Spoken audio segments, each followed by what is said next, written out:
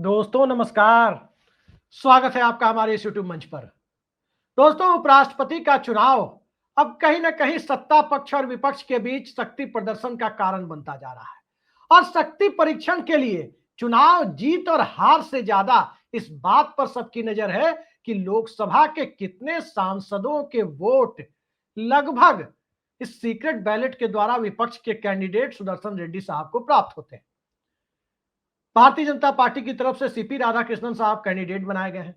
राधाकृष्णन साहब जब कैंडिडेट बने उसके पहले वो महाराष्ट्र के राज्यपाल थे, झारखंड के राज्यपाल थे। और शरद पवार ने हेमंत सोरेन के इस्तीफे के वक्त उनकी भूमिका का जिक्र कर, उन्हें समर्थन न देने की बात कर, विपक्ष के उम्मीदवार रेड्डी को समर्थन देने की बात करके एक तीर से कई निशाने साधने का जो काम शुरू किया, वो राहुल गांधी की बिहार में चल रही पदयात्रा, चाहे वो बुलेट पर राहुल गांधी चल रहे हो, चाहे राहुल गांधी मखाने तोड़ रहे हो, चाहे राहुल गांधी जनता से सीधा संवाद कर रहे हो, या दिल्ली से लेकर हर जगह शक्ति प्रदर्शन हो रहा है। सबको इस बात का इंतजार है कि 9 सितंबर का नतीजा क्या होता है। 9 सितंबर की शाम यानी आज से 15 दिनों के बाद जो नतीजा आपके सामने होगा, उस नतीजे में बहुत हेर फेर हो जाएगा। सीपी राधाकृष्णन चुनाव हार जाएंगे, इस बात की उम्मीद कोई नहीं कर रहा। और कोई इसलिए भी नहीं कर रहा कि लोकसभा में इंडिया के पक्ष में अभी 245 के करीब सांसद खड़े हैं और नरेंद्र मोदी के पक्ष में भाजपा के सांसदों के अलावा बमुश्किल 50 सांसद खड़े हैं, यानी 290 के आसपास सांसद खड़े हैं। वहीं तक ये मामला है। दरअसल बात इतने तक होती तो इस शक्ति प्रदर्शन का इंतजार नहीं किया जाता। राज्यसभा के सांसद भी इसमें वोटिंग करते हैं और उनके अधिकार भी लोकसभा के सांसदों की तरह है, 1 मेंबर 1 वोट। लिहाजा भारतीय जनता पार्टी के कैंडिडेट चुनाव हार जाएगा ये नहीं कहा जा सकता, लेकिन लोकसभा की तरफ से मिलने वाले वोट भले ही अलग अलग न बताए जाएं, संसद के गलियारों में राजनेताओं के बीच, पावर कॉरिडोर के बीच इस बात की चर्चा तो हो ही जाती है कि कितने सांसदों ने क्रॉस वोटिंग की। पार्टी व्हिप चलता नहीं है और क्षेत्रीय दलों की भूमिका क्या है, और उन भूमिका के बीच यदि अनिल अंबानी के ऊपर लगातार जांच एजेंसियों के छापे पड़ रहे हो तो ये असाधारण सी बात दिखाई देती है। वो अनिल अंबानी जो कभी वाइब्रेंट गुजरात के वक्त 2009 में ही नरेंद्र मोदी को प्रधानमंत्री बनाने की बात करने लगे थे, वो अनिल अंबानी जिन्हें रफाल डील के समय टेक्नोलॉजी ट्रांसफर और रफाल के कलपुर्जे बनाने के लिए उनकी अनुभवहीन कंपनी को सीधे सीधे बड़ा टेंडर दिला दिया गया, बड़ी अंतरराष्ट्रीय डील करा दी गई। और उसके बाद से अब अनिल अंबानी की हालत यह हो गई है कि एक तरफ वो आर्थिक झंझावातों से जूझ रहे थे, वहीं दूसरी तरफ अब जांच एजेंसियों की लगातार रेड पर रेड उनके यहां पड़ती जा रही है। दरअसल ये अंबानी की बात नहीं है, यहां प्रधान सेवक का डर दिखता है।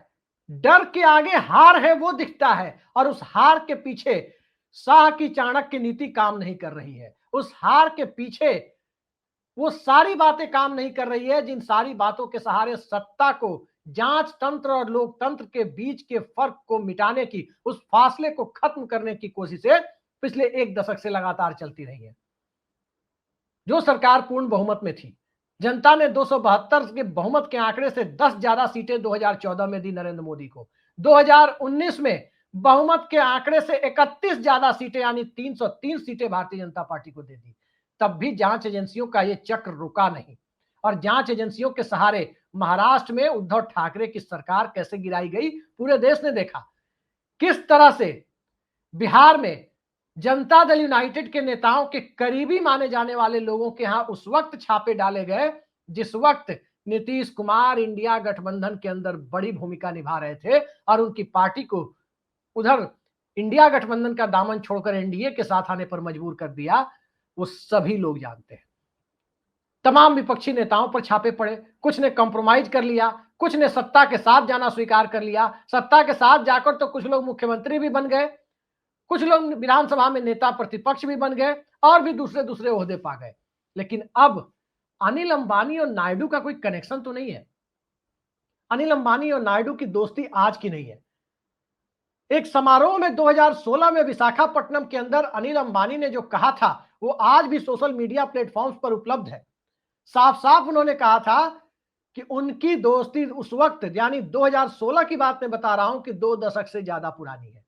अब 2016 से 21 साल पहले तो चंद्रबाबू नायडू आंध्र प्रदेश के मुख्यमंत्री ही बने थे 1995 में, और उस वक्त या उससे पहले की दोस्ती का वो जिक्र कर रहे थे। यह भी कहा जाता है कि बुरे दिनों में जो कुछ चंद लोग अनिल अंबानी के साथ दोस्ती निभा रहे थे, उनमें से एक तो अब इस दुनिया में नहीं है, दिवंगत है, अमर सिंह, और दूसरे चंद्रबाबू नायडू। चंद्रबाबू नायडू को कहीं निशाना बनाने की कोशिशें तो नहीं है कि इंडिया गठबंधन के साथ गलबहियां करने की जरूरत नहीं है। चंद्रबाबू नायडू का रुख आप एसआईआर पर देख सकते हैं कि किस प्रकार से उन्होंने लोकतंत्र के महापर्व को संपन्न कराने वाली संस्था को चिट्ठी लिखी, अपना प्रतिनिधिमंडल भेजा और यहां तक मांग की कि एसआईआर की प्रक्रिया की ऑडिट सीएजी नियंत्रक एवं महालेखा परीक्षक से कराई जाए। ये एक तरह से बहुत बड़ा आरोप था, एक ऐसा आरोप जिसके पहले चंद्रबाबू नायडू कई सारी पृष्ठभूमि बना चुके हैं। कैसी पृष्ठभूमियां? चाहे डिलिमिटेशन के मुद्दे पर हो, चाहे इस देश के अंदर क्षेत्रीय भाषाओं को लेकर जिस तरह की परिस्थितियां उत्पन्न हो रही हो, चाहे आंध्र प्रदेश के विशेष राज्य का मुद्दा हो, या फिर ट्रंप की टैरिफ से जो हालात बनते नजर आ रहे हो, उस हालात में आंध्र प्रदेश के किसानों को, मछुआरों को, जलीय किसानों को जो लाखों करोड़ का नुकसान होता हुआ दिखाई दे रहा है, वो सीधे सीधे आंध्र प्रदेश के आम नागरिकों की प्रति व्यक्ति आय को सीधे प्रभावित करने की स्थिति में जब जाकर खड़ा हो रहा है, तो भला कितने दिनों तक चंद्रबाबू नायडू मोदी सरकार की बैसाखी ढोते रहेंगे, ये बात सभी जानते हैं। और जब उपराष्ट्रपति चुनाव के नतीजे के बाद के हालात सबको दिखाई दे रहे हैं कि क्या अविश्वास प्रस्ताव लाकर हटाया जाएगा, बिहार चुनाव के एन मौके पर अविश्वास प्रस्ताव लाया जाएगा, या फिर उससे इतर जाकर के शीतकालीन सत्र का इंतजार करके इस सरकार को धाराशाही किया जाएगा और उसमें चंद्रबाबू नायडू, नीतीश कुमार, चिराग पासवान, एकनाथ शिंदे, जयंत चौधरी जैसे राजनीतिक खिलाड़ी भी अपने 40-45 सांसदों के साथ सरकार के विरोध में नजर आ जाएंगे। ये आज की तारीख में कहना भले ही जल्दबाजी हो, लेकिन करीब करीब ये राजनीति उसी दिशा में जाती हुई दिखाई दे रही है। आखिर सत्ता के साथ इतना विश्वास क्यों? अनिल अंबानी के छापे को यदि आप देखें, एक और एंगल है। डोनाल्ड ट्रंप के शपथ ग्रहण समारोह में सत्ता के करीबी सेठ को नहीं बुलाया गया, नरेंद्र मोदी को नहीं बुलाया गया। ट्रंप की टैरिफ और भारत के खिलाफ बयानबाजी, भारत की सत्ता के खिलाफ बयानबाजी, और इसके साथ साथ जिस प्रकार से सीज फायर का दावा किया गया कि सीज फायर ट्रंप ने कराया, यह बात ट्रंप ने कम से कम 2 दर्जन बार बोली, अंतरराष्ट्रीय मंचों पर बोली, मीडिया के सामने बोली। उसके बाद की जो परिस्थितियां हैं उसमें साफ दिखाई दे रहा था कि मुकेश अंबानी जा रहे थे उनके शपथ ग्रहण समारोह में, उसके पहले ही गए थे। उनके छोटे भाई अनिल अंबानी, व्यवसाय में जो प्रतिद्वंदिता हो, स्वाभाविक है कि प्रतिद्वंदिता होती है, घर में तमाम दूसरी चीजें भी साथ साथ चलती है, लेकिन अनिल अंबानी पर रेड कराकर कहीं मुकेश अंबानी को भी तो निशाने पर नहीं लिया जा रहा, ट्रेलर तो नहीं दिखाया जा रहा कि दाएं बाएं करने की जरूरत नहीं है। मौजूदा सत्ता के दौर में सत्ता के करीबी दो पूंजीपतियों के बीच, दो बड़े पूंजीपतियों के बीच जिस प्रकार का कॉर्पोरेट वॉर दिखाई दे रहा है, उस कॉर्पोरेट वॉर का शिकार यह सत्ता तो नहीं होने जा रही है। कई सारे सवाल एक साथ उठ खड़े हुए हैं, क्योंकि कॉर्पोरेट वॉर ने कई बार इस देश में जनमत के निर्माण की भूमिका निभाई है। कौन भूल सकता है 80 के दशक का वो कॉर्पोरेट वॉर, जहां एक तरफ प्रणब मुखर्जी को रिलायंस का करीबी माना जा रहा था, वहीं विश्वनाथ प्रताप सिंह पर कुछ लोग आरोप लगा रहे थे जो कभी सत्य साबित नहीं हुए कि वीपी सिंह बॉम्बे डाइंग के करीबी हैं। इस तरह के आरोपों ने आगे चलकर हिंदुस्तान की सियासत में एक ऐसी भूमिका का निर्माण किया जिससे भारत की एक दलीय व्यवस्था, एक दल को बहुमत देने वाली व्यवस्था आगे चलकर मंडल प्रयोग आते आते मल्टी पार्टी सिस्टम में कन्वर्ट होती चली गई। उस कॉर्पोरेट वॉर के बाद से ही परिस्थितियां फिजा बदलने शुरू हुई थी। क्या अब भारत उसी दिशा में जा रहा है? मत भूलिए कि 80 के दशक में जब कॉर्पोरेट वॉर शुरू हुआ, राजनीति सीधे सीधे उसमें घुसी दिखाई देने लगी। उस वक्त आज 400 पार किसी के लिए सपना हो सकता है, उस वक्त सत्ता के लिए 400 पार हकीकत थी, और 400 पार वाली सत्ता भी किसी कॉर्पोरेट के साथ खड़ी नहीं थी। लेकिन परसेप्शन बनाया गया कि वो सत्ता किसी खास कॉरपोरेट के साथ खड़ी है और पूरे देश के जनमत को प्रभावित किया गया। लेकिन तब परसेप्शन बनाने की जरूरत पड़ी थी। आज परसेप्शन बनाने की जरूरत नहीं है। आज पूरे देश को दिखाई दे रहा है कि सत्ता किस कॉरपोरेट के साथ खड़ी है। किसके लिए सेबी के नियमों में रद्दोबदल करने या ढील देने की बातें होती है, किसके लिए हिंडनबर्ग की रिपोर्ट पर भी राष्ट्रवाद से जोड़ने की कोशिशें होती है, और किसके लिए मौजूदा दौर में सिस्टम एक तरफा झुका हुआ नजर आता है।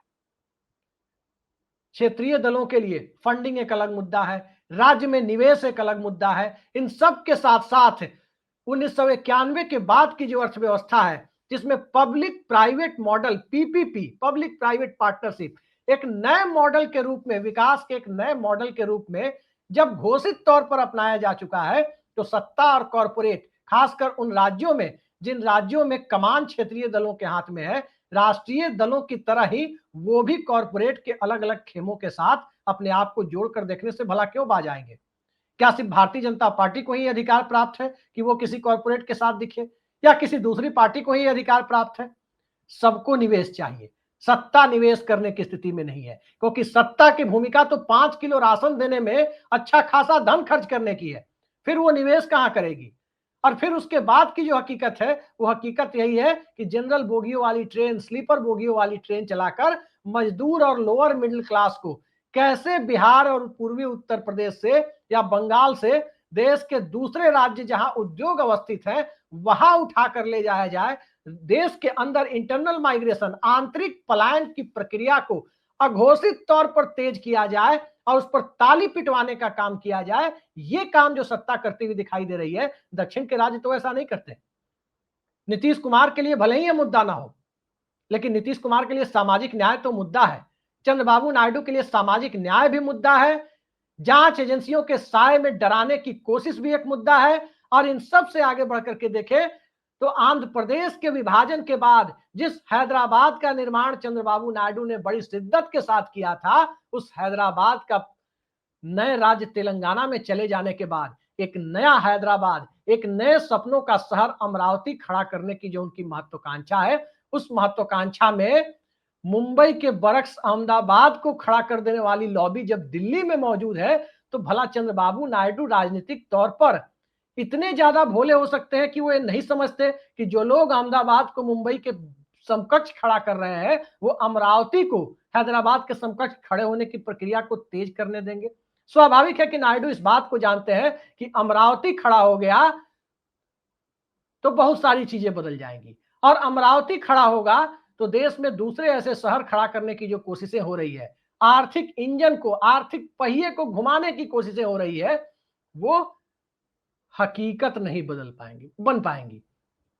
तो इस तरह के हालात में एक तरफ दिल्ली में अविश्वास, दूसरी तरफ एसआईआर का मुद्दा, तीसरी तरफ इंडिया गठबंधन का लगातार एकजुट बने रहना, कुछ निर्दलीय और छोटे दलों के सांसदों का उनके साथ राष्ट्रीय मुद्दों के आधार पर और मौजूदा सत्ता के विरोध के आधार पर जुड़ते जाना, और उन सब से आगे अंतरराष्ट्रीय परिस्थितियों में भारत की मौजूदा सरकार के साथ जो हालात दिख रहे हैं, उसके साथ तालमेल बिठा पा रही है सरकार या नहीं बिठा पा रही है, इसको लेकर विमर्श का स्तर देश के हर चौक चौराहे पर पैदा हो जाना, ये सत्ता परिवर्तन के लिए और विपक्षी दलों को जागने, सत्ता के सहयोगी दलों को जागने और सत्ताधारी दल के अंदर अंतरात्मा की आवाज पर जुबान खोलने वाली लोगों को जागृत करने के लिए पर्याप्त कारण मुहैया कराता है। लेकिन क्या वो पर्याप्त कारण राजीव प्रताप रूडी के कॉन्स्टिट्यूशन क्लब के चुनाव में जब सत्ता के मजबूत खंभे के कैंडिडेट को उन्होंने हराया, तो भाजपा के अंदर से जो समर्थन मिला, क्या सिर्फ वो एक ट्रेलर था, एक वानगी थी?